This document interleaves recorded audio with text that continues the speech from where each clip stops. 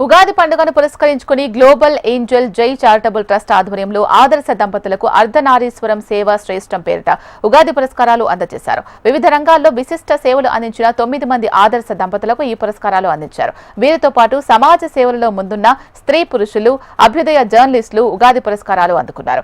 దీనిని ఆత్మీయ సమ్మేళనంగా జరుపుతున్నామని సంస్థ నిర్వాహకురాలు యమునా పాఠక్ అన్నారు. ఈ కార్యక్రమానికి ప్రముఖ అవధాని ఫణిభూషణ శర్మ అవార్డు గ్రహీతలకు ఆశీర్వచనం అందించారు.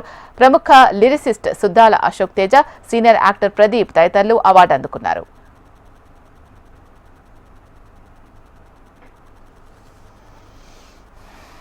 అర్ధనారీశ్వరము అనే దాన్ని బాగా అర్థం కావాలి అంటే మేని సగపాలు పురస్కారం ఇది. ఇల్లాలు మేని సగపాలు.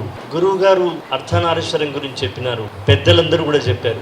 నేను నా పాటలో చెప్పింది ఏంటంటే, ఒకప్పుడు బతుకు ముళ్ళ బాటలోన జతగ స్నేహితురాలవైతివి, కళ్ళ నీళ్ళు తుడిచెవేళ తోడబుట్టిన చెల్లెవైతివి, వెనుక ముందులాడినప్పుడు వెన్ను తట్టిన భార్యవైతివి, పురిటి నొప్పుల బాధ తెలియని పురుష జాతికి తల్లివైతివి, మానవతకే మోక్షమిచ్చి మాతృదేవతామూర్తివైతివి, ఆలు నీకు దండమే, అర్ధాంగి నీకు దండమే. మానవ పరిణామ క్రమానికి, మానవ చరిత్ర నిర్మాణానికి సమాన ప్రాధాన్యతే ఉంటుంది.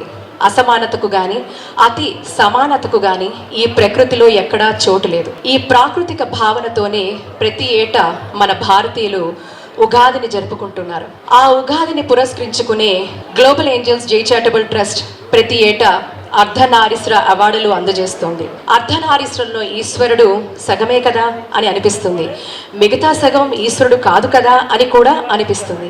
అసలు ఈశ్వరుడు అనగానే పురుషుడు అనే భౌతిక భావన రావడం దగ్గరే మన అవగాహనకు పరిమితులు ఏర్పడుతున్నాయి. ఆ పరిమితుల కారణంగానే హెచ్చుతగులు, తారతమ్యాలు, ద్వైధీ భావనలు చోటు చేసుకుంటున్నాయి. అవే నేటి సమాజాన్ని అనేక రకాలుగా పట్టి పీడిస్తున్నాయి. ఆ రెండును చూపిస్తూ ఆ రెండు ఒకటేనని చెప్పడమే అద్వైతం. ఆ అద్వైత భావననే ఈ మానవ ప్రపంచానికి శ్రీరామ రక్ష. కంటికి కనిపించేది ప్రకృతి, కనిపించని చైతన్యమే పురుషుడు. ప్రకృతిలో చైతన్యం నిండి ఉంటుంది. చైతన్యం లేకుండా ప్రకృతికి మనుగడే లేదు.